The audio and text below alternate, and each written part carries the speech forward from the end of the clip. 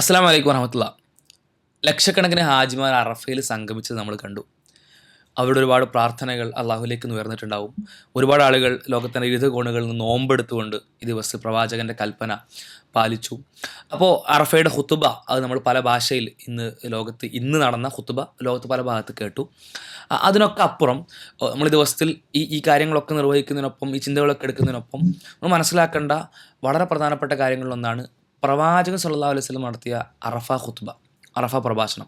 പ്രവാചകൻ ആകെ നിർവഹിച്ച ഹജ്ജ് എന്ന് പറഞ്ഞാൽ ഒരൊറ്റ ഹജ്ജാണ്. അതുപോലെ തന്നെ പ്രവാചകൻ നിർവഹിച്ച അറഫ ഖുത്ബ എന്ന് പറഞ്ഞാൽ ഒറ്റ ഖുത്ബയാണ്. അതും പ്രവാചകൻ്റെ അവസാന കാലത്താണ്, അവസാനത്തെ വർഷത്തിലാണ്. അപ്പോൾ ആ ഖുത്ബ തുടങ്ങുന്നത് തന്നെ അങ്ങനെയാണ്: ഇനി നിങ്ങളുമായി ഇങ്ങനെ ഒരു സ്ഥലത്ത് കൂടാൻ കഴിയുമെന്ന് എനിക്ക് തോന്നുന്നില്ല, അല്ലെങ്കിൽ അത്തരമൊരു കൂടിച്ചേരൽ ഉണ്ടാവില്ല എന്ന പറച്ചിലാണ് ആ ഖുത്ബ ആരംഭിക്കുന്നത്. അഥവാ പ്രവാചകൻ സല്ലല്ലാഹു അലൈഹി വസല്ലമയുടെ അവസാനത്തെ പ്രഭാഷണമായി കൂടി, അല്ലെങ്കിൽ ലോകത്തെ അഭിസംബോധന ചെയ്യുന്ന പ്രഭാഷണമായിട്ട് കൂടി ആ പ്രഭാഷണം മാറുകയാണ്. അപ്പോൾ ആ പ്രഭാഷണം അത്തരത്തിൽ വലിയ അടയാളപ്പെടുത്തലാണ്. കാരണം ലോകത്തിന് അവസാന കാലത്തേക്ക് എല്ലാ മനുഷ്യർക്കും, എല്ലാ സ്ഥലത്തുമുള്ള, എല്ലാ വർഗത്തിലും, എല്ലാ വംശത്തിലുള്ള മനുഷ്യന്മാർക്കായിട്ട് അള്ളാഹു നിയോഗിച്ച ആ പ്രവാചകൻ ലോകത്തെ അഭിസംബോധന ചെയ്ത് ഒരൊറ്റ തവണയെ സംസാരിക്കുന്നുള്ളൂ. ആ പ്രഭാഷണം എന്ന അർത്ഥത്തിൽ. അല്ലാത്ത പ്രവാചകനെല്ലാം സംസാരവും ഖുർആനും സുന്നത്തും എല്ലാം ലോകത്തെ അഭിസംബോധന ചെയ്തുകൊണ്ട് തന്നെയാണ്. എന്നാൽ പ്രഭാഷണം എന്ന അർത്ഥത്തിൽ ഒറ്റ തവണയാണ് മുഴുവൻ ഒരുപാട് വലിയൊരു പോപ്പുലേഷൻ പ്രവാചകൻ സംസാരിക്കുന്നത്. അതും അവസാനത്തെ സംസാരവും അത് തന്നെയാണ്. അപ്പോൾ ആ സംസാരത്തിൽ പ്രവാചകൻ ഊന്നി പറയുന്ന കാര്യങ്ങൾ എന്തൊക്കെയാണ്? അത് നമുക്ക് ലോകത്തിലെ എല്ലാ മനുഷ്യർക്കും, എല്ലാ ജനതക്കും അവസാന കാലം വരെ എടുക്കാനുള്ള പാഠം എന്തൊക്കെയാണ്? അതാണ് നമ്മളിന്ന് ചർച്ച ചെയ്യുന്നത്. സുഹൃത്തുക്കളെ, ആ പ്രസംഗത്തെ നമ്മൾ അവലോകനം ചെയ്യുമ്പോൾ, അറഫ പ്രഭാഷണത്തെ അവലോകനം ചെയ്യുമ്പോൾ ഏതൊക്കെ വിഷയങ്ങളിലേക്കാണ് നമുക്ക് മനസ്സിലാക്കാൻ പറ്റും?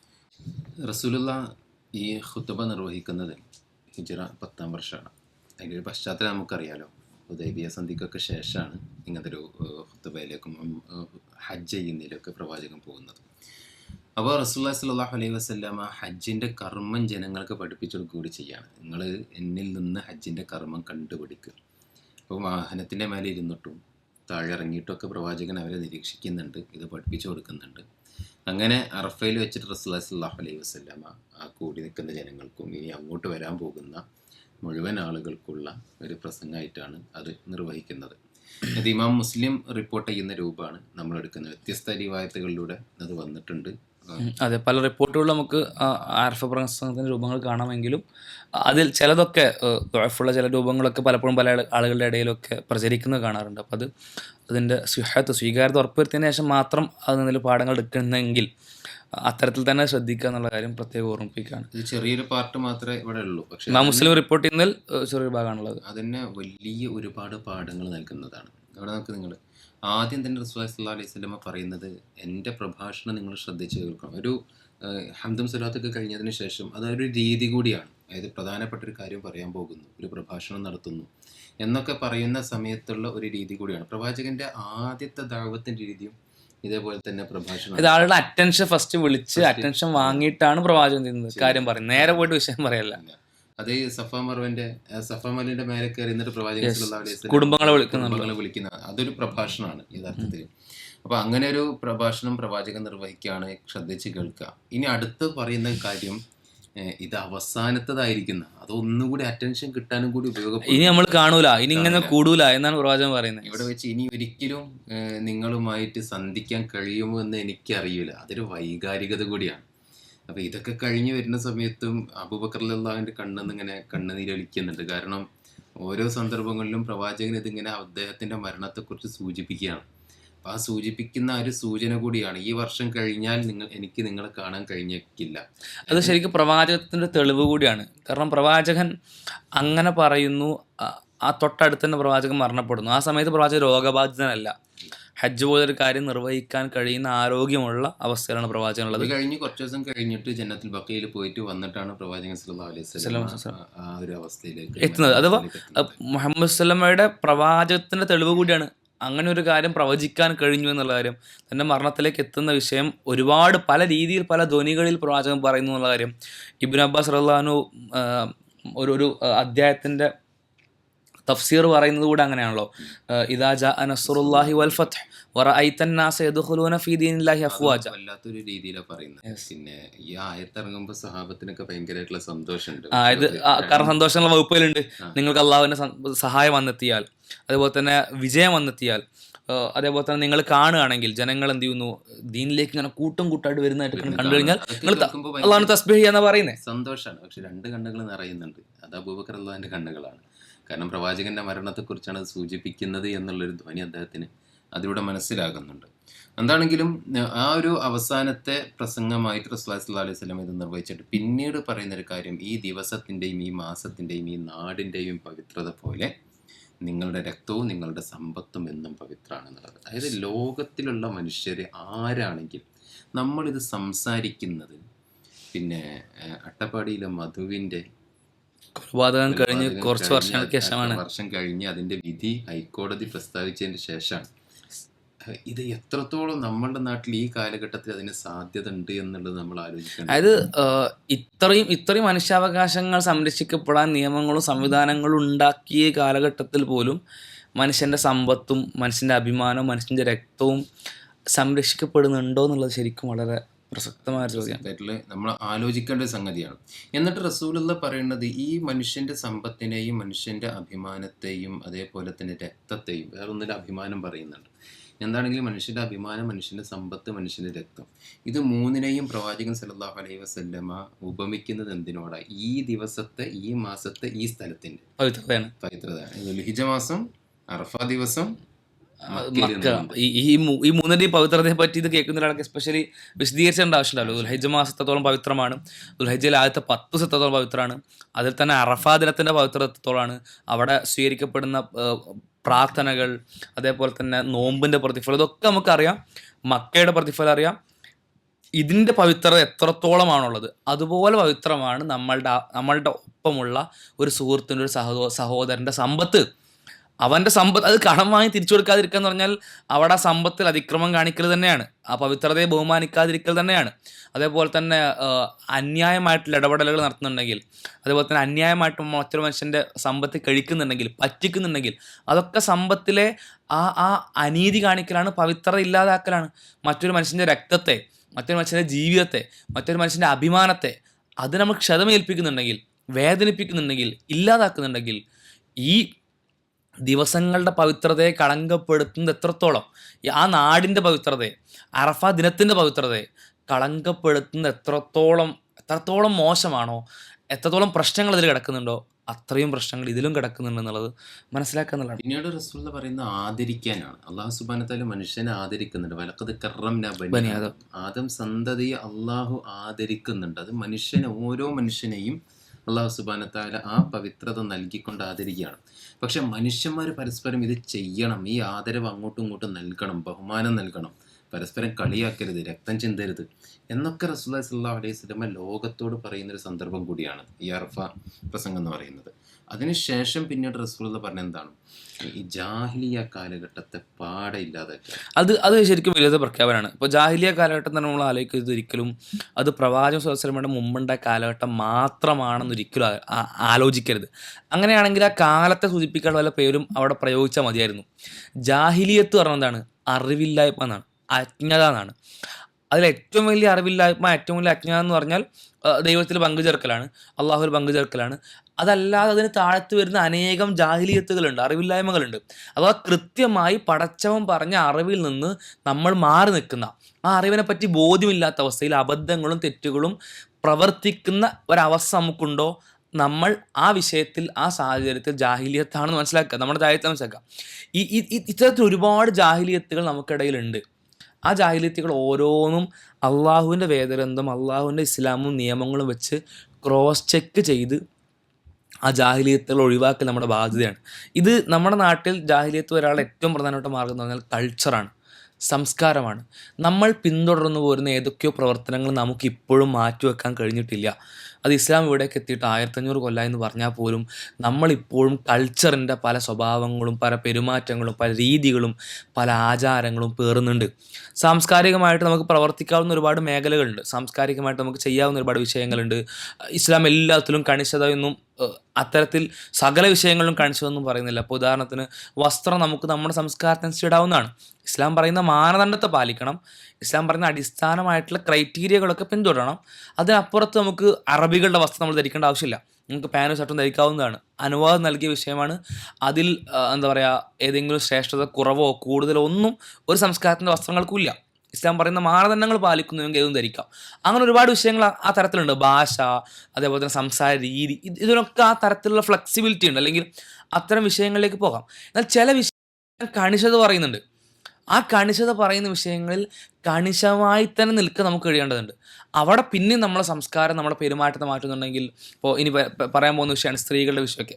ആ വിഷയത്തിലൊക്കെ പലപ്പോഴും നമ്മൾ ഇസ്ലാമിൻ്റെ മതത്തിൻ്റെ കൽപ്പനകൾ മാറ്റി വെച്ചിട്ട് നമ്മൾ എന്ത് ചെയ്യാണ്, സംസ്കാരത്തിൻ്റെ കൽപ്പനകൾ എടുക്കുകയാണ്, സംസ്കാരത്തിൻ്റെ രീതികൾ എടുക്കുകയാണ്, നമ്മൾ ചെയ്തുകൊണ്ടേ ഇരുന്നിരുന്ന കാര്യങ്ങൾ എടുക്കുകയാണ്.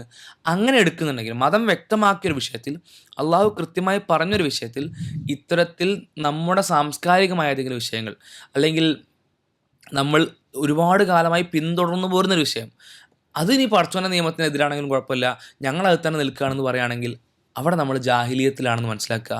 പ്രവാചകൻ അന്ന് മുതൽ തിരുത്തി പോകുന്ന ജാഹിലിയത്ത് തിരുത്തൽ നമ്മൾ ഇന്നും തുടരണമെന്നുള്ളത് ആ വിഷയങ്ങൾ പ്രത്യേകം ഓർക്കുക എന്നുള്ളതാണ്. യഥാർത്ഥത്തിൽ ഒരു തിരുത്തൽ മാത്രമല്ല, റസൂൽ ഉപയോഗിച്ച വാക്ക് ഞാൻ എൻ്റെ പാദത്തിൽ ചവിട്ടി അരയ്ക്കുന്നു എന്നാണ്. പാട ഇല്ലാതെയാക്കുന്നു, അതിന് തിരിച്ചു വരാൻ പാടില്ല. അത്തരത്തിൽ മുളയിലേന്ന് ഉള്ളതെന്നൊക്കെ പറയുന്ന പോലെ തന്നെ മുളയിലേന്നുള്ളില്ല, ഇത് വളർന്ന് പന്തലിച്ചൊരു സംഗതിയാണ്. അതെ, വേരോടെ ഇറക്കണം. അതെ, സോറി, മുളയിലേന്നുള്ളത് അതിനപ്പുറത്തേക്ക് ഉണ്ടായി വരുന്ന അവസാനിപ്പിക്കുന്നതാണ്. മറ്റേത് ഉണ്ടായി പടർന്ന് പന്തലിച്ച ഒരു കാര്യത്തെ വേരോടെ പിഴുതെറിയണം. പക്ഷേ ഇത് പ്രാക്ടിക്കൽ ആണോ എന്നുള്ളത് റസൂൽ പിന്നീട് പറഞ്ഞു കൊടുക്കുകയാണ്. അതായത് ഒന്നാമത് റസൂൽ ഒഴിവാക്കുന്ന സഹർ എന്ന് പറയുന്ന സംഗതിയാണ്. സഹർ എന്ന് പറഞ്ഞു കഴിഞ്ഞാൽ ഈ രണ്ട് ഗോത്രങ്ങൾ തമ്മിൽ പ്രശ്നം ഉണ്ടായിക്കഴിഞ്ഞാൽ പരസ്പരം അങ്ങോട്ടും ഇങ്ങോട്ടും കൊന്ന ആളെ കൊല്ലുക എന്നുള്ളൊരു രീതിയുണ്ട്. അപ്പോൾ റസൂലുള്ളാഹി ഇവിടെ ആദ്യം തന്നെ പറയുന്നൊരു കാര്യം എന്താണ്, ജാഹിലിയത്തിലെ രക്തപ്പക, അതായത് സമദിന്റെ ഗോത്രത്തിൽപ്പെട്ട ഒരാളെ ഞാൻ കൊന്നിട്ടുണ്ടെങ്കിൽ സമദിന്റെ ഗോത്രത്തിന്റെ ബാധ്യതയാണ്, അഭിമാന പ്രശ്നമാണെന്ന് തിരിച്ച് മുസ്ബാഖിന്റെ ഗോത്രത്തിലുള്ള ആളെ കൊല്ലുകയാണ്. അപ്പോൾ റസൂലുള്ളാഹി ആദ്യം തന്നെ ചെയ്യുന്ന എന്താ, എൻ്റെ കുടുംബത്തിലുള്ളത് ആദ്യം ഒഴിവാക്കുക. ഇത് പ്രവാചകൻ എന്ത് ചെയ്യണം, ജാഹിലിയത്തിൽ ഒരു കാര്യമില്ലാതെയാക്കണം. അതില്ലാതെയാക്കാൻ പ്രവാചകൻ സ്വീകരിക്കുന്ന വഴി എന്താണ്, ആദ്യം ഞങ്ങളത് അവസാനിപ്പിച്ചു എന്ന് പറയലാണ്, ഞാൻ നിർത്തി എന്ന് പറയലാണ്. അല്ലെങ്കിൽ ഞങ്ങൾക്കതിലൊരു എഡ്ജുണ്ട്, ഞങ്ങൾക്കതിലൊരു എന്താ പറയുക, ഞങ്ങൾക്ക് ചെയ്യാൻ കുറച്ച് കാര്യങ്ങൾ കൂടി ബാക്കിയുള്ളൊരു വിഷയമാണ്. പ്രവാചകൻ്റെ കുടുംബത്തിന് അങ്ങനെ ഒരാളെ കൊല്ലാൻ ബാക്കിയുണ്ടായിരുന്നു ആ രക്തപ്പകയുമായിട്ട് ബന്ധപ്പെട്ട്.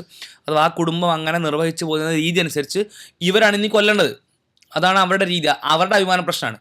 ഞങ്ങളുടെ അഭിമാന പ്രശ്നം ഞങ്ങൾ ഒഴിവാക്കുന്നു, ആ അഭിമാനം ഞങ്ങൾ ത്യജിക്കുന്നു, ആദ്യം ഞങ്ങളത് വീട്ടുന്നു, ഇനി നിങ്ങളും ചെയ്യണമെന്ന് പറയാണ്. ആ കൽപ്പനക്കൊരു ഭംഗിയുണ്ട് എന്നുള്ളതാണ്. ഭംഗിയുണ്ട്. അത് പറയുന്ന കാര്യം മറ്റുള്ള ആളുകളെ കൊണ്ട് ചെയ്യിക്കാതെ ആദ്യം സ്വയം പ്രാക്ടിക്കലായിട്ട് അത് ചെയ്തിട്ട് വലിയൊരു മാതൃക സൃഷ്ടിക്കുകയാണ്. റസൂലുള്ളാഹി സ്വല്ലല്ലാഹു അലൈഹി വസല്ലമയുടെ പിന്നെ മുലകുടി ബന്ധത്തിലുണ്ടായിരുന്ന ഒരു സഹോദരനെ കൊന്നതായിട്ട് ബന്ധപ്പെട്ട് അവരെ തിരിച്ചു കൊല്ലാനുള്ള ഒരു സാഹചര്യം അവിടെ ഉണ്ടായിരുന്നു. പക്ഷെ റസൂൽ അത് ഒഴിവാക്കുകയാണ്.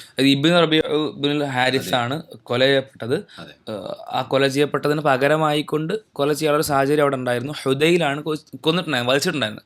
അപ്പോൾ ആ ഗോത്രത്തിനെ അല്ലെങ്കിൽ ഹുദൈലിനെ വധിക്കേണ്ട ഒരു രക്തപ്പക അവിടെ കിടക്കുന്നുണ്ട്. പ്രവാചകൻ എന്ത് ചെയ്യണം, അത് റദ്ദ് ചെയ്യാണ്, ഇല്ലാതാക്കണം എന്നുള്ളതാണ്.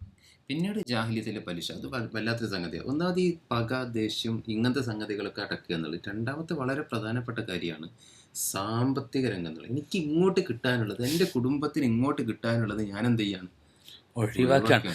അന്ന് പലിശ സ്ഥിര സംവിധാനമാണ്. അപ്പോൾ അവരെ സംബന്ധിച്ച് പലിശ എന്നൊക്കെ പറഞ്ഞാൽ കടം കൊടുത്ത കാശ് കിട്ടാനുള്ളത് പോലെ അവരുടെ മനസ്സിലുണ്ടാവുള്ളത്. അപ്പോൾ അങ്ങനത്തെ ഒരു സമ്പാദ്യം ഒഴിവാക്കുക എന്ന് പറഞ്ഞാൽ ശരിക്കും നല്ല ഈമ വേണം. അവിടെ ഒഴിവാക്കുന്നത് സ്വന്തം അതും കുടുംബത്തിനാണ്, സ്വന്തം പിതൃവ്യനാണ്, സ്വന്തം ഉപ്പയുടെ സഹോദരനാണ്.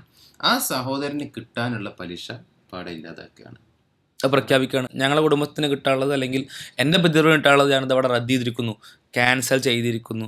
അഥവാ ഇനി നിങ്ങളത് ചെയ്യണമെന്ന് പറയാൻ പ്രവാചകനോട് അവകാശമുണ്ട്, ഇനി നിങ്ങളത് പിന്തുടരണമെന്ന് പറയാൻ പ്രവാചകൻ അവിടെ റൈറ്റ് ഉണ്ട്. കാരണം എന്താ, പ്രവാചകൻ അത് ചെയ്ത് കാണിച്ചു കൊടുത്തു. പ്രവാചകനും പ്രവാചകൻ്റെ കുടുംബത്തിനുമുള്ള നേട്ടം പ്രവാചകൻ ഒഴിവാക്കി. ആ നേട്ടം തേച്ചുകൊണ്ടാണ് പറയണത് ഇനി നിങ്ങളിത് ചെയ്യണം എന്നുള്ളത്. ആ കൽപ്പന ശരിക്ക് നമ്മുടെ ദഅവത്തിന്റെ രീതിയാത്രം കൂടെയാണ്. ഇത് കേവല പ്രഖ്യാപനമല്ല, മറിച്ച് ഏതൊരു കാര്യമാണോ ചെയ്യുന്നത്, ആ ചെയ്യുന്ന കാര്യം ആദ്യം സ്വന്തത്തിൽ നിന്ന് തുടങ്ങുക എന്നുള്ള ഇസ്ലാമിന്റെ രീതിശാസ്ത്രമാണ്. ഇസ്ലാമിന്റെ രീതിശാസ്ത്രമാണത്.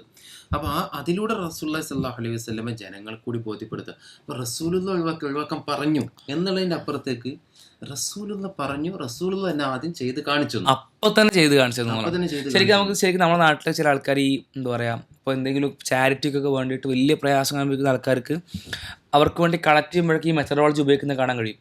ഇത് ഉപയോഗിച്ച് കഴിഞ്ഞാൽ ശരിക്കും അതിൻ്റെ റിസൾട്ട് നമുക്ക് കാണാൻ കഴിയും.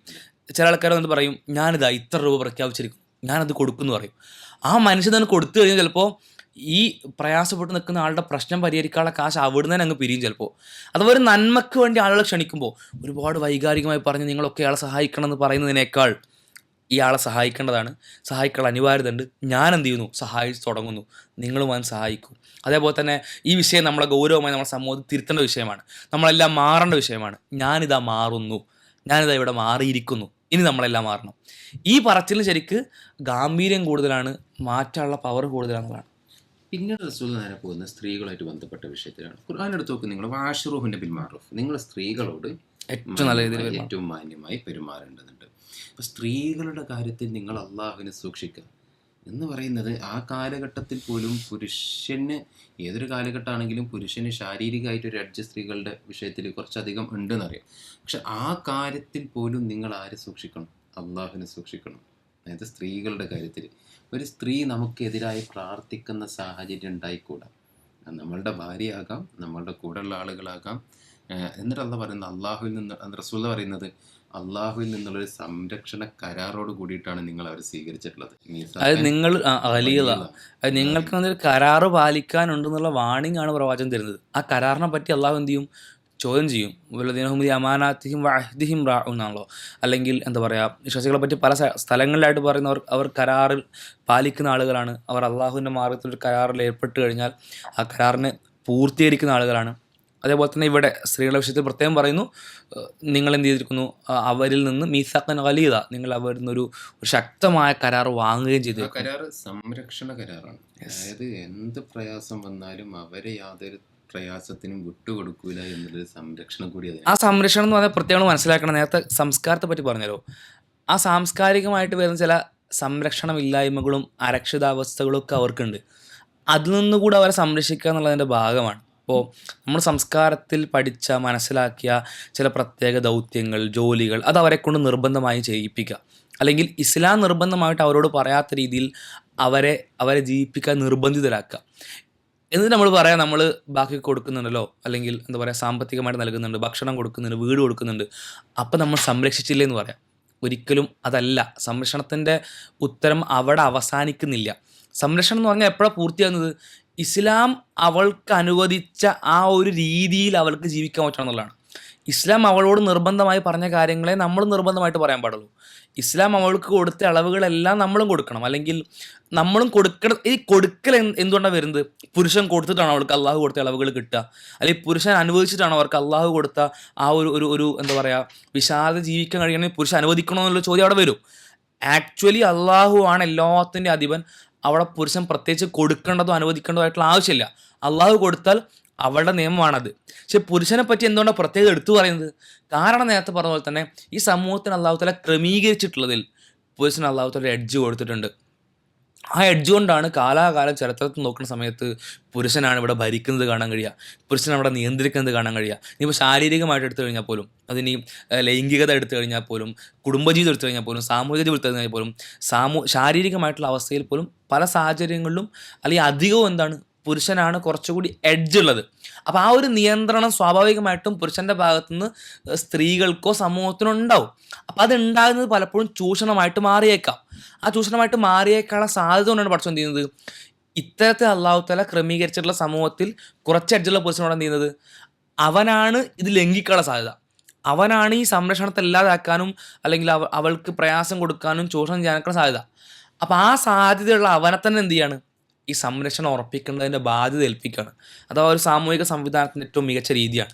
അതുകൊണ്ട് അള്ളാഹു തആല എന്ത് ചെയ്യുന്നു, അല്ലെങ്കിൽ പ്രവാചകനിലൂടെ അള്ളാഹു എന്ത് നമുക്ക് പ്രത്യേകം ഓർമ്മിപ്പിക്കുന്നു, എന്നും ഓർക്കണ്ട, എല്ലാ കാലത്തും ശ്രദ്ധയിൽ ഉണ്ടാവേണ്ട അറഫ ഖുത്ബയിൽ എല്ലാ കാലക്കാരും വീണ്ടും വീണ്ടും ആവർത്തിച്ച് വായിക്കുന്ന ആ ഒരു പ്രത്യേക പ്രഭാഷണത്തിൽ എന്ത് ചെയ്യുന്നു, പ്രവാചകൻ സല്ലല്ലാഹു അലൈഹി വസല്ലമ എടുത്തു പറയുന്നു, നിങ്ങൾ സ്ത്രീകളുടെ കാര്യത്തിൽ സൂക്ഷിക്കണം, സ്ത്രീകളുടെ കാര്യത്തിൽ പ്രത്യേക ശ്രദ്ധ നിങ്ങൾക്കുണ്ടാവണം, അത് നിങ്ങൾ അള്ളാഹു ചോദ്യം ചെയ്യപ്പെടുന്ന കരാറായിട്ട് നിലനിൽക്കുന്ന കാര്യമാണെന്നുള്ള പ്രവാചകൻ ചെയ്യുന്നു പ്രത്യേകം എടുത്തു പറയുന്നു എന്നുള്ളതാണ്. ഇത്രയും ഗൗരവകരമായ കാര്യം പറഞ്ഞതിന് ശേഷം പിന്നീട് റസൂലുള്ള പറയുന്നത് നിങ്ങൾ വഴിതെറ്റിപ്പോകാനുള്ളൊരു സാധ്യതയെക്കുറിച്ച് പറയുന്നത്. മുസ്ലിം സമൂഹം ഒരു സമൂഹമായിട്ട് വരുന്ന സമയത്ത് വഴിതെറ്റിപ്പോകാനുള്ളൊരു സാധ്യത ഉണ്ടല്ലോ.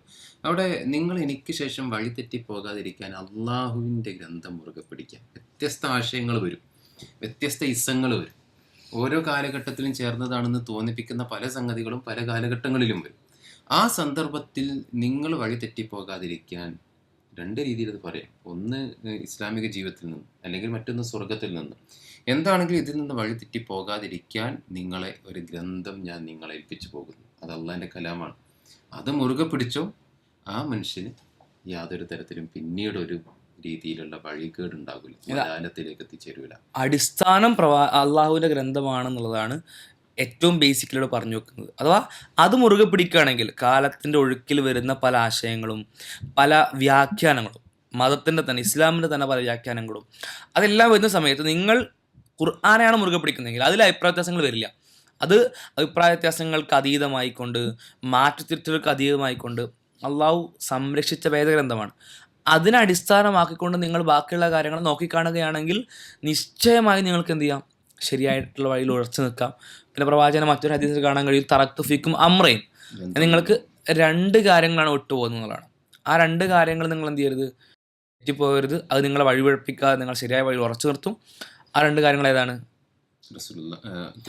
അള്ളാഹുവിൻ്റെ കലാമും അതുപോലെ തന്നെ പ്രവാചകന്റെ സുന്നത്താണ്, ചര്യയാണ്. അപ്പോൾ അള്ളാഹുവിൻ്റെ ഗ്രന്ഥം മുറുകെ പിടിക്കുക, പ്രവാചകന്റെ സുന്നത്ത് വെച്ചുകൊണ്ട് അള്ളാഹുവിൻ്റെ ഗ്രന്ഥത്തെ മനസ്സിലാക്കുക. അങ്ങനെയാണെങ്കിൽ നമുക്ക് വഴി തെറ്റാതെ ഉറച്ചു നിൽക്കുക എന്നുള്ളതാണ് പ്രവാചകൻ പറഞ്ഞു വെക്കുന്നത്. പിന്നെ പ്രവാചകൻ അവസാനത്തെ പ്രവാചകനാണ് എന്നും നിങ്ങൾ അവസാനത്തെ സമുദായമാണ്. നിങ്ങൾ അവസാനത്തെ സമുദായം എന്ന് പറഞ്ഞു കഴിഞ്ഞാൽ ഇതോട് കൂടിയിട്ട് ലോകം അവസാനിക്കുന്നതാണ്. ആ ഒരു രീതിയിലേക്ക് പ്രവാചകൻ പറഞ്ഞതിന് ശേഷം പിന്നീട് ആരാധനകളെ കുറിച്ച് വളരെ കൃത്യമായി പറഞ്ഞുതരാണ്. നിങ്ങൾ നമസ്കരിക്കുക, നോമ്പെടുക്കുക, സക്കാത്ത് കൊടുക്കുക, ഹജ്ജ് ചെയ്യുക. കാരണം ബാക്കിയുള്ള എല്ലാ പ്രവർത്തനങ്ങളും ചെയ്താലും നിങ്ങൾ ഈ അടിസ്ഥാന പ്രവർത്തനങ്ങളിൽ നിന്നും മാറി നിൽക്കാൻ പാടില്ല. അത് ഒരു മുസ്ലിമിനെ പഠിപ്പിക്കുകയാണ്. കാലങ്ങളേറെ കഴിയുന്ന സമയത്ത് എന്തിനാ ഇങ്ങനെ ആരാധന ചെയ്യുന്നത്? ഇപ്പം വരുന്ന ചോദ്യങ്ങളിലൊന്നാണല്ലോ, എന്തിനാ ഇങ്ങനെ ആരാധന ചെയ്യുന്നത്, എന്തിനാ ഈ രൂപം? ഉലഹിയത്തായിട്ട് ബന്ധപ്പെട്ട് വരുന്ന ചില ചോദ്യങ്ങളാണ്. വേറെ നന്മ വേറെ ചെയ്താൽ പോലെ എന്തിനാ ഈ രൂപം വരുന്നത്?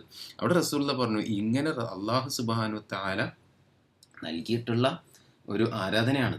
അതിലേക്ക് മറ്റൊന്നിനെ കൂട്ടിച്ചേർക്കാൻ നമുക്ക് കഴിയൂല. അതുകൊണ്ടാണല്ലോ അൽയൗമ അക്മൽതു ലക്കും ദീനക്കും വഅത്മംതു അലൈക്കും നിഅമതി വറളീതു ലക്കുമുൽ ഇസ്ലാമ ദീന. ഇന്നേ ദിവസം നിങ്ങളുടെ ദീനിനെ പൂർത്തീകരിച്ച് തന്നിരിക്കുന്നു. ഇതാണ് ദീൻ, ഇതും കൂടി ഉൾക്കൊള്ളുന്നതാണ് ദീന്. ഇനി ദീനില്ല, അതുകൊണ്ട് ഇതിനൊന്നും എന്തെങ്കിലും ഒന്നും ഒഴിവാക്കാനില്ല, ഇതിലേതെങ്കിലും ഒന്ന് ചേർക്കാനില്ല. ഇമാം മാലിക് റഹിമഹുല്ലാഹ് പറയുന്നുണ്ട്, ചേർക്കാനില്ല എന്നുള്ളത് പ്രത്യേകം ഓർക്കണേ. മാലിക് റഹിമഹുല്ലാഹിന്റെ വ്യാഖ്യാനമായിട്ട് പറയുന്നുണ്ട്, ഇന്നേ ആ ദിവസം ആയത്ത് പ്രവാചകൻ ഓതിയ ദിവസം ഉണ്ടല്ലോ, ആ ദിവസം ദീനല്ലാത്തൊന്നും ഇന്നും ദീനല്ല. അങ്ങനെ ദീനാണ് നിങ്ങൾ പറയുകയാണെങ്കിൽ അതിനർത്ഥം എന്താണ്? അള്ളാഹു പൂർത്തീകരിച്ചൊരു ദീനിൽ പ്രവാചകൻ നമ്മളോട് എന്തോ പറയാൻ വിട്ടുപോയി. എത്ര ഗൗരവമാണത്! പ്രവാചകൻ നമ്മളോടൊരു കാര്യം പറയാൻ വിട്ടുപോവുകയോ അല്ലെങ്കിൽ നമ്മളെ വഞ്ചിക്കുകയോ ചെയ്തു. കാരണം ദീനായിട്ടുള്ളൊരു കാര്യം, പ്രതിഫലം കിട്ടുന്നൊരു കാര്യം, ഇന്ന സമയത്ത് ഇന്ന ദിക്റുകൾ ചൊല്ലണം, ഇന്ന ആരാധനകൾ നമ്മൾ ചെയ്യണം, ഇന്ന കാര്യങ്ങൾ പ്രത്യേകം നിർവഹിക്കേണ്ടതുണ്ട്, ഇന്ന ദിവസങ്ങൾ ഇങ്ങനെ ആചരിക്കണം, ഇതിനൊക്കെ പ്രതിഫലം ഉണ്ടായിരിക്കെ, ഇതൊക്കെ ദീനിൻ്റെ ഭാഗമായിരിക്കെ, ഇതൊക്കെ പ്രധാനപ്പെട്ട വിഷയങ്ങളായിരിക്കെ പ്രവാചകൻ അത് പറഞ്ഞിട്ടില്ലല്ലോ. പറയാത്ത എന്തുകൊണ്ടപ്പോൾ? ഒന്നുകിൽ ചതിച്ചതായിരിക്കും, നമുക്ക് ഈ പ്രതിഫലം കിട്ടണമെന്ന് വിചാരിച്ച് മറച്ചു വെച്ചായിരിക്കും. അതുകൊണ്ട് നമുക്ക് കിട്ടണമെന്ന് വിചാരിച്ച് മറച്ചു വെച്ചിട്ടും വേറെ ചില ആൾക്കാർ എക്സ്ട്രാ പോയി ബൈപ്പാസിൽ പോയിട്ട് എന്ത് ചെയ്തു, കണ്ടുപിടിച്ച് വന്നു. ആലോചിക്കണം കേട്ടോ. രണ്ട്, അല്ലെങ്കിൽ എന്തായിരിക്കും, പ്രവാചകൻ മറന്നു പോയതായിരിക്കും, അഥവാ പ്രവാചകന്റെ ദൗത്യത്തിൽ വീഴ്ച സംഭവിച്ചതായിരിക്കും. എത്ര അപകടമാണ്, എത്ര ഗൗരവമാണ് ആ വിഷയം. അപ്പോൾ അന്ന് ദീനല്ലാത്ത ഒന്നും ഇന്നും ദീനല്ലാന്ന് മനസ്സിലാക്കുക. മറ്റൊന്ന് പ്രധാനം എന്ന് പറഞ്ഞാൽ ആ പറഞ്ഞതാണ് ദീൻ, അതുവരെ പറഞ്ഞു വെച്ചത് ശരിക്കും ദീനാണ്, അതിനെ കൃത്യമായിട്ട് പിന്തുടരുക എന്നുള്ള കാര്യം കൂടി അതിൽ ഈ പറഞ്ഞ ആരാധനാ കർമ്മങ്ങളുടെ പ്രാധാന്യം വളരെ അധികമാണല്ലോ. വളരെ പ്രാധാന്യമായിട്ടാണ് റസൂൽ അത് പറയുന്നത്. അതൊക്കെ കഴിഞ്ഞിട്ട് പിന്നീട് വീണ്ടും വൈകാരികതയിലേക്ക് പോവുകയാണ്. ആ വൈകാരികത എന്താണെന്നറിയോ? നിങ്ങളോട് അള്ളാഹു എന്നെക്കുറിച്ച് ചോദിച്ചാൽ നിങ്ങൾ എന്തായിരിക്കും മറുപടി പറയുക? ഇത്ര കാലം 23 വർഷം റസൂലുള്ളാഹി സ്വല്ലല്ലാഹു അലൈഹി വസല്ലം ആ സമൂഹത്തിൽ നിന്നിട്ട് സമ്പാദിക്കാനുള്ള ഒരുപാട് സാധ്യതകൾ അവിടെ ഉണ്ടായിരിക്കുക, അതെല്ലാം ഒഴിവാക്കിയിട്ട് അദ്ദേഹം എന്ത് ചെയ്തു? ദീൻ പ്രബോധനം ചെയ്തു. ദീനെ പ്രബോധനം ചെയ്തിട്ട് റസൂലുള്ള അവരോട് ചോദിക്കുന്നത് എന്നിട്ടും സംശയമാണ്, ഞാൻ എൻ്റെ ദൗത്യം പൂർത്തീകരിച്ചിട്ടില്ലേ? ദൗത്യം പൂർത്തീകരിച്ചിട്ടില്ലേ. അപ്പോൾ അവിടെ നിന്ന് വലിയൊരു സമുദായം, അവിടെ കൂടി നിൽക്കുന്ന 10,000-കണക്കിന് ആളുകൾ റസൂലിനോട് പറയണം, താങ്കൾ ദൗത്യം പൂർണ്ണമായിട്ടും നിർവഹിച്ചിട്ടുണ്ട് എന്ന് അങ്ങനെ പറയാം. അതിന് ഞങ്ങൾ സാക്ഷ്യം വഹിക്കും. അതായത് ഇനി ഞങ്ങളിലൂടെയാണ് എന്ത് ചെയ്യുന്നത്, ഈ ദീനി ലോകത്തിൻ്റെ വിവിധ മേഖലകളിലേക്ക് വ്യാപിക്കുന്നത്.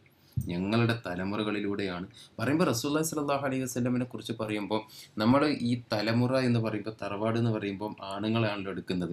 അങ്ങനെ എടുത്തു നോക്കുന്ന സമയത്ത് റസൂലുള്ളാഹിക്ക് ആ രീതിയിൽ എന്തില്ല. തുടർന്ന് അങ്ങോട്ട് പോകുന്ന സമയത്ത് വലിയ ഒരു വംശ പരമ്പരയില്ല. നേരെ മറിച്ച് വരാൻ പോകുന്നത് ആരുടെയാണ്? ഈ മുന്നിൽ നിൽക്കുന്ന ആളുകളുടെ വംശ പരമ്പരയിലൂടെയാണ് ഇസ്ലാം എന്ത് ചെയ്യുന്നത്, ലോകത്ത് പ്രചരിക്കുന്നത്. അപ്പൊ ഇനി വരാൻ പോകുന്ന സമുദായത്തിന് റസൂലുള്ള നമുക്ക് എത്തിച്ചു തന്നിട്ടുണ്ടായിരുന്നു എന്നുള്ളത് സമൂഹത്തെ ഞങ്ങൾ ബോധ്യപ്പെടുത്തും.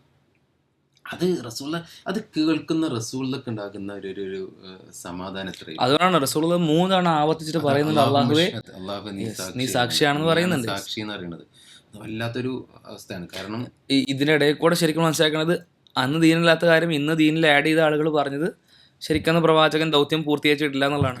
1-2 വിഷയങ്ങൾ കൂടി പറയാണ്ടായിരുന്നു, 1-2 വിഷയങ്ങൾ കൂടി പഠിപ്പിക്കാണ്ടായിരുന്നു, അതിനും കൂടി പ്രതിഫലം ഉണ്ടായിരുന്നു എന്നുള്ളതാണ്. പക്ഷെ പ്രവാചകൻ അവിടെ പറയുന്നതാണ്, ഞാൻ ദൗത്യം പൂർത്തീകരിച്ചതാണ്. ആ മുഴുവൻ സ്വഹാബിമാരും പറയുന്നതാണ്, പ്രവാചകൻ ദൗത്യം പൂർത്തീകരിച്ചതാണ്.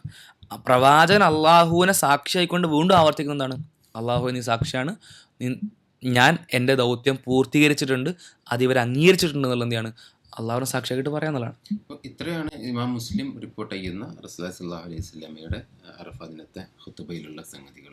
ഇതന്നെ നോക്ക് നിങ്ങൾ, എത്രത്തോളം വലിയൊരു സന്ദേശമാണ് ലോകത്തിലുള്ള മുഴുവൻ ജനങ്ങൾക്കും റസൂലുള്ളാഹി സ്വല്ലല്ലാഹു അലൈഹി വസല്ലമ നൽകുന്നത് എന്നുള്ളതും, അതോടൊപ്പം തന്നെ അത് എല്ലാവരും പാലിക്കണം എന്നുള്ളതൊക്കെ ഏറ്റവും പ്രധാനമായിട്ട് നമ്മൾ ഈ ദിവസത്തിലല്ല, നമ്മൾ ഈ അറഫ ദിവസത്തിൽ പറഞ്ഞതേ ഉള്ളൂ. എല്ലാ ദിവസങ്ങളിലും ഒരു വിശ്വാസി എന്നുള്ള രീതിയിൽ നമ്മുടെ മനസ്സിലുണ്ടാകേണ്ട, നമ്മുടെ ജീവിതത്തിലുണ്ടാകേണ്ട, പ്രവർത്തനങ്ങളിലുണ്ടാകേണ്ട കാര്യങ്ങളെക്കുറിച്ചാണ് ഈ പറഞ്ഞിട്ടുള്ളത്. ഇത് റസൂലുള്ള വൈകാരികമായിട്ട് പറയുന്നുണ്ട്, ആ സമൂഹം അവിടെ വൈകാരികമാകുന്നുണ്ട്. അതോടൊപ്പം തന്നെ വളരെ കാര്യമായി ഗൗരവകരമായിട്ട് പറയുന്നുണ്ട്, ഇൽമിയായിട്ട് പറയുന്നുണ്ട്. എന്താണെങ്കിലും റസൂലുള്ളാഹി സ്വല്ലല്ലാഹു അലൈഹി വസല്ലമ പറഞ്ഞിട്ടുള്ള ഈ സംഗതികൾ നമ്മെ സംബന്ധിച്ചിടത്തോളം നമ്മളുടെ ജീവിതത്തിൻ്റെ അടിസ്ഥാനമാണ്. ഒരു സന്ദർഭങ്ങളിലും മാറാൻ കഴിയുന്നതല്ല. അതുകൊണ്ട് ആ ഒരു കൽപ്പനകളെ ജീവിതത്തിൽ പാലിക്കാനുള്ള ഒരു ഊർജമായിട്ട് ഈ ദിവസങ്ങളെ നമ്മൾ സ്വീകരിക്കേണ്ടതുണ്ട്. ആ ഒരു രീതിയിൽ നമ്മുടെ ജീവിതം മാറ്റി തിരുത്തേണ്ടതുണ്ട്. അള്ളാഹു അതിനുള്ള തൗഫീഖ് നൽകി നമ്മെ അനുഗ്രഹിക്കുമാറാകട്ടെ. ഈ ഒരു ഭാഗം ഇവിടെ അവസാനിക്കുകയാണ്. അസ്സലാമു അലൈക്കും വറഹ്മത്തുള്ളാഹി വബറകാതുഹു.